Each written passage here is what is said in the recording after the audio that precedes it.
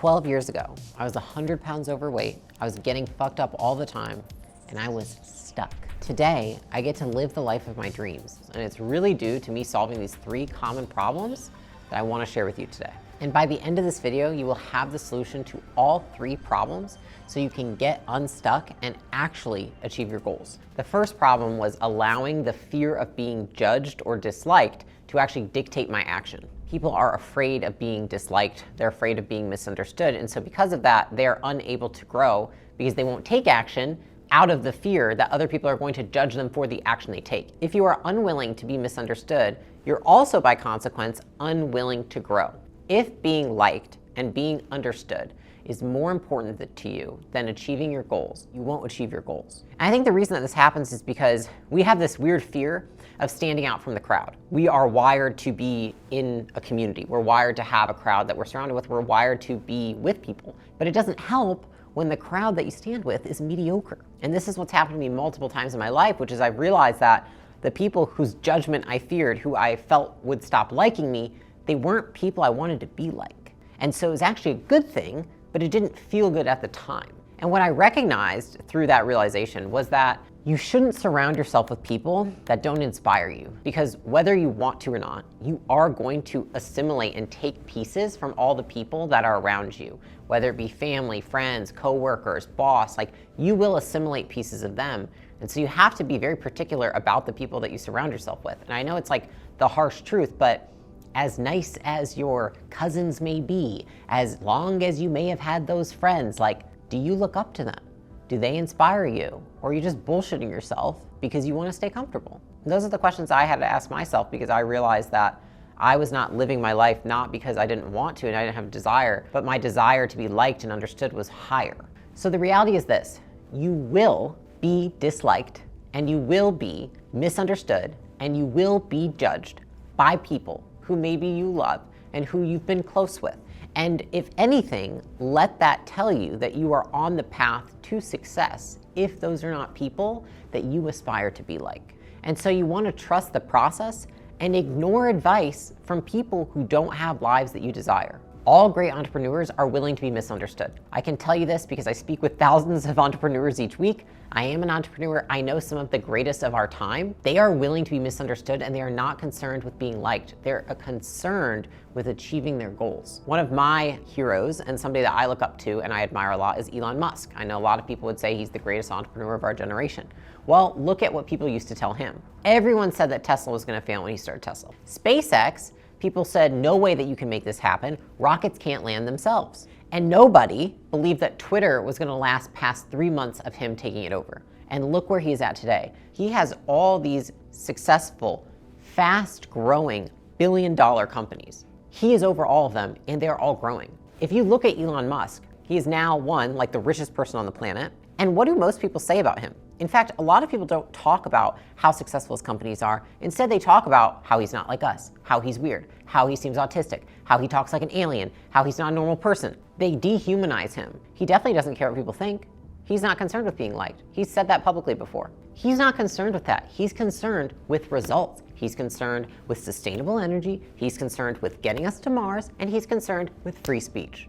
He doesn't give a shit if you like him along the way. He gives a shit that he gets those things for humanity. And so I think people like that are very inspiring, and they're a fantastic representation of what it looks like to take action despite people judging you and not liking you. If I look at my personality, what I have natural proclivities towards, I would say that I definitely come from a family where I was taught that to be liked is a good thing. And when I first started going against the grain, I remember just anchoring myself in all this content that I saw from like Tony Robbins and Jim Rohn, Elon Musk, just all these people that are doing great things who clearly went against the grain and stood out from the crowd. And each time I felt myself at a sticking point where I wasn't sure what decision to make, I had to reference back to those people as anchors for me, because what I realized for myself is a lot of the reason that I wasn't able to move forward with decisions quickly wasn't because I didn't know what decision to make. It was because I was fearful of what people were gonna say and how people were gonna judge me. I was so fearful that I remember I actually met a stylist. This person dressed entrepreneurs, and that person took me shopping. You know, I dressed feminine and like a woman would, and that person told me, he said, nobody's gonna take you seriously if you dress like this and if you show any skin. And I was like, well, I don't like when people look like they're nuns at, work or whatever. They're like incredibly conservative. But at the same time, I felt like, well, I don't want to be judged by all these people. So I was so scared of the potential that people could judge me, I completely changed how I dressed. I was wearing turtlenecks, I was covering my legs. I remember just feeling even uncomfortable to the degree that I didn't even want to film content when I started 3.5 years ago without sleeves. Sleeves! It's like, we're in 2024, what the fuck? Until my friend, Brooke Castillo, I love her, she took me shopping and she said, what are you doing? And I was like, what do you mean? Like, you don't dress feminine, you just wear frumpy clothes, you cover everything, I don't understand, you've got a great body. And I was like, I don't want people to judge me for, dressing a certain way, like looking too sexual or looking too this or too that. And she was like, yeah, I think that's stupid. And it's so funny, but it just took somebody else in that moment being like, why are you doing things out of fear? And I remember in that moment, it wasn't even like, oh, I want to dress a certain way. It was truly, I don't want my actions to be dictated by fear of judgment in whatever direction that is. And so what do I want to wear? What do I feel best in? I'm not worried what people are going to say about me. And I don't need everybody to like and understand me for me to achieve my goals. So what's the solve for this? This is actually a mental switch that I've had to make, which is chase judgment and misunderstanding rather than trying to run away from them. You have to accept that not everybody will accept and support your journey. It is not a need to have support to achieve your dreams. Lots of people say, well, I need support from my spouse. I need support from my friends. No, you don't. You need support from yourself. Nobody can support you more than you support yourself. And so first and foremost, fuck what anybody else is saying about you and how they're judging you. Focus on, how do I support myself, and do I like who I am? Do I think that my actions align with my goals? How do I judge myself? That's what matters. And you have to learn to put those things first. And you have to stop second guessing your own judgment and relying on other people's who you don't even want to be like them. It's always a trade-off, which is like, you can have growth or you can have comfort. You cannot have both at the same time. What I want to give to you is the internal dialogue that I have had to assimilate in order to make these changes, because you have to cue yourself in order to take the action.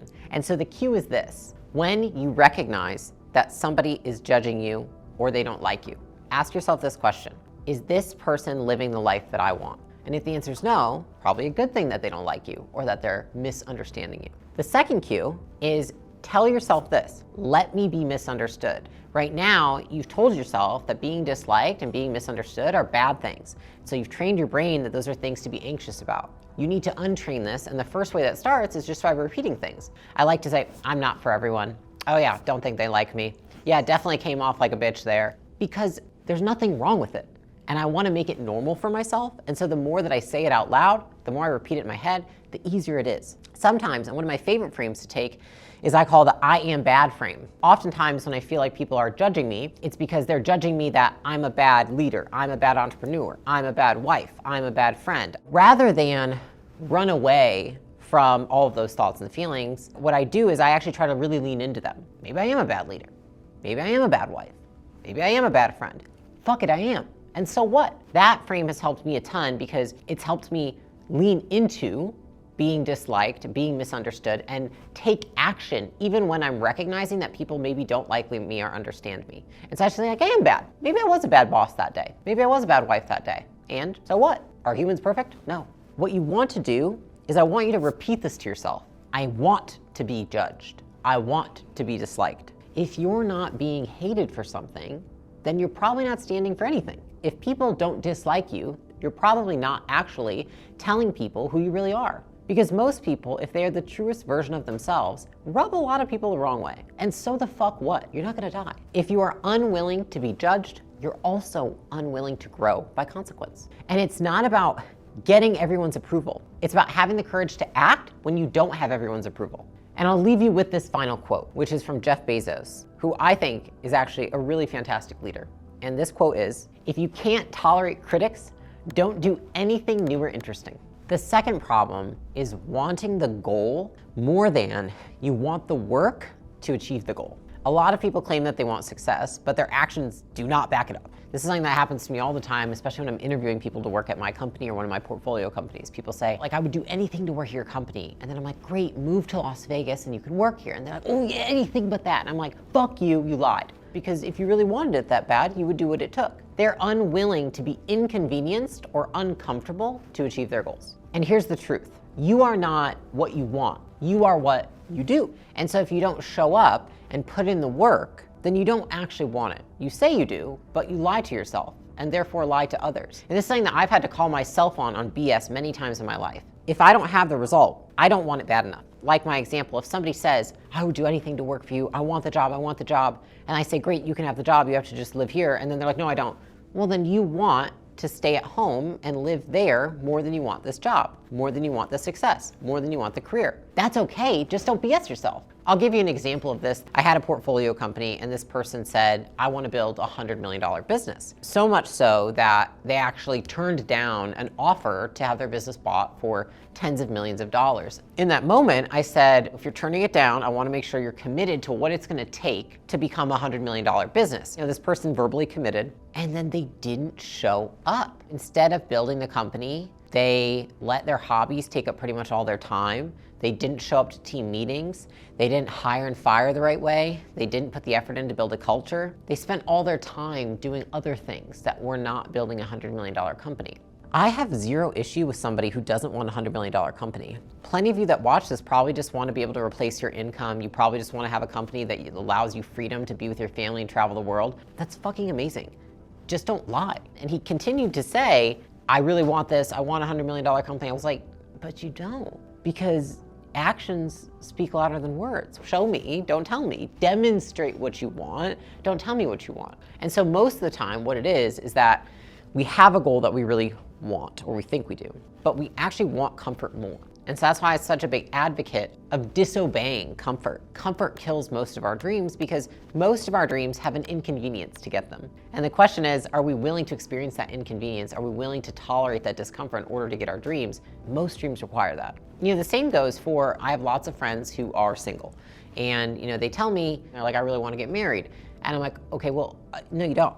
And they're like, well, why would you say that? What do you mean? I just said I want to get married. And I'm like, how do you meet somebody if you're at home every day? If you just go home, go to the gym, go home and eat, like where the fuck are you gonna meet your husband? They're just gonna fall out of the sky? Like if you wanna get married, commit to dating, because dating, meeting people, trying new things, that's how you're gonna meet somebody to actually get married. Because I actually went on dates for 18 months before I met the person that I wanted to marry. And it was awful and it was terrible, but I was willing to tolerate the discomfort of dating and being in those situations in order to find somebody that could be a partner for the rest of my life. So what's the solution to this? What I had to learn is that I had to learn how to reward myself for following a process rather than getting an outcome. So if you learn to follow and reward yourself for a process rather than the outcome, you will learn to love the process, and then by consequence, you're more likely to get that outcome plus more. So a question that I like to ask myself most of the time when I'm confronted with these situations is, say I want a goal. Say it's like, I want to lose 10 pounds. What am I willing to sacrifice to lose 10 pounds? Am I willing to sacrifice wine night with the girls? Am I willing to sacrifice my sleeping in every morning because I got to go to the gym?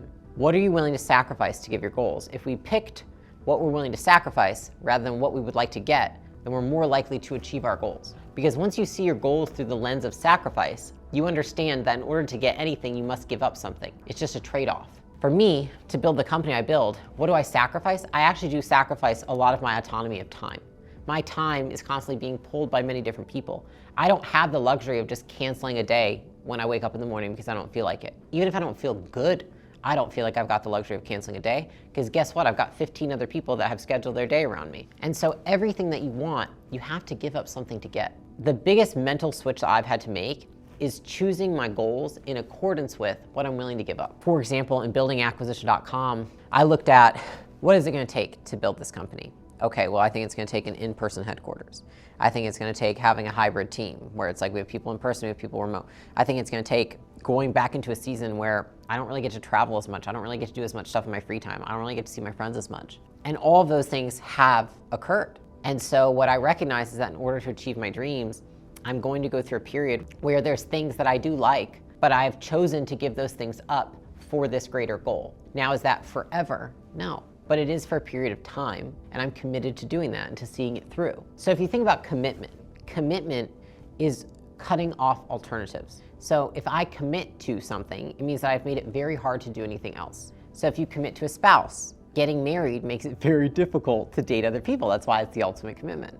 If you move for a job, I would say that says that you're committed because you've committed to relocating for a job. That's a commitment. And so your actions and what you're willing to cut off are proof of your commitment. Instead of picking your goals by what you want to gain, pick your goals by what you're willing to give up. So here's what I want you to do.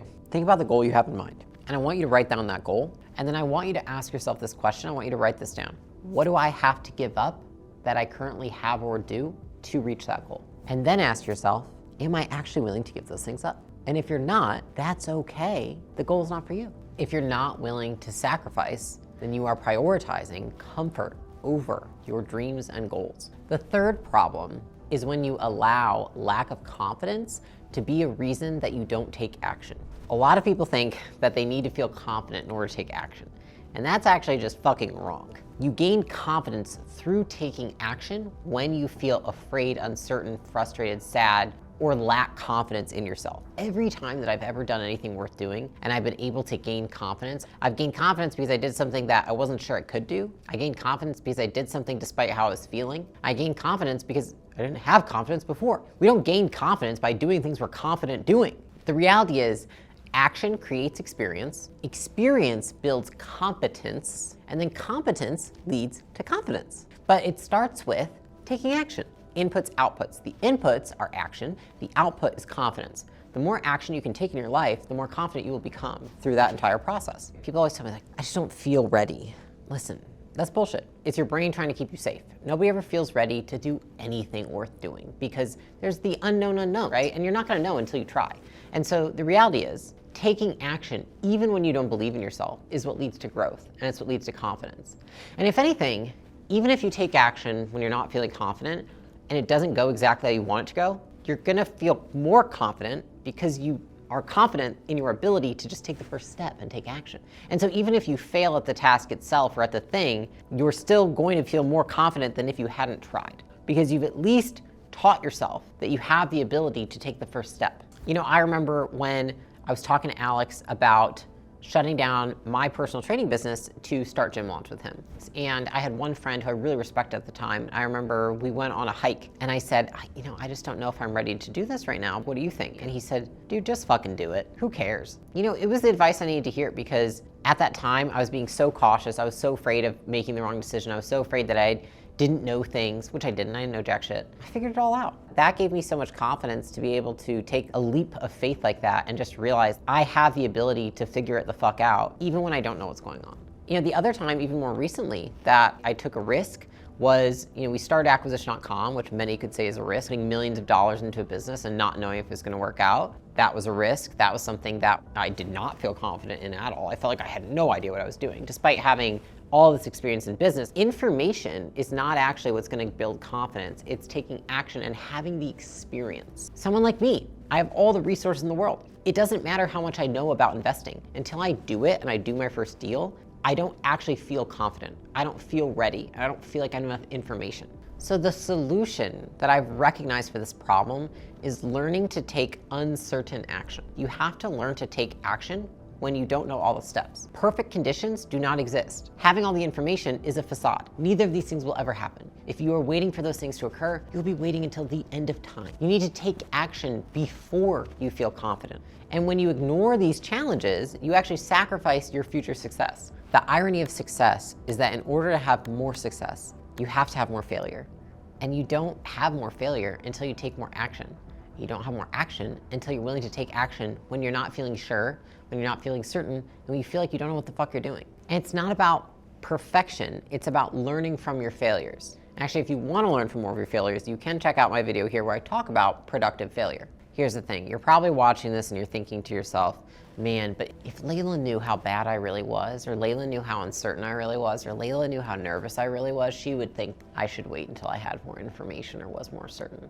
That's your brain telling you that you're special. And I promise you, that is how all of our brains work. They all think that we are the exception to the rule. You are not the exception to the rule. I promise you, you have enough information. You just need to take uncertain action. So here's what I ask myself. What imperfect action do I need to take? So sometimes I will even think, how do I do something that I consider imperfect? Because what it helps me do is it helps my brain not try to play by the rules. And that helps me get way more shit done I get way more experience, I take way more action, and so I see way more results. That will create a positive feedback loop that will actually accelerate your growth. Because what happens is you will take imperfect action, you will see that you got results, maybe they're not perfect, but they're better than where you were, and then you're like, shit, I'll take more imperfect action and I'll get more results, and then eventually you iterate enough times, it's a process, that you will get the result. But what you have to understand too is that like change, achieving your goals, it's a process, it's not a one-time event. You don't like fail once and then never succeed. You also don't succeed once and then succeed forever. It's a process where you have to continuously get feedback from the environment, from others, from yourself, to see if you're on track or not to hitting your goals. But the only way to get there is by taking the first step imperfectly. Competence breeds confidence. So start small, take imperfect action, and eventually you will gain confidence. Confidence in public comes from discipline in private. It's the discipline to take imperfect action. It's the discipline to not listen to every thought and emotion you have. It's the discipline to listen and trust the process rather than your animalistic brain that's telling you otherwise. Here's what I want to leave you with.